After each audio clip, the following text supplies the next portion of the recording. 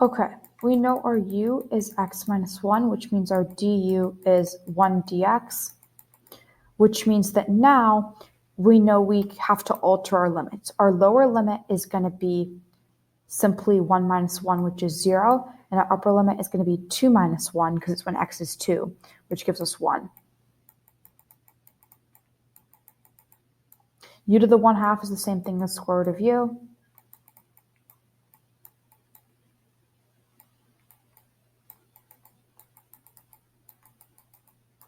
Okay, now that we've simplified, we know we can take the integral, use the power rule, increase the exponent by 1 to 5/2, divide by the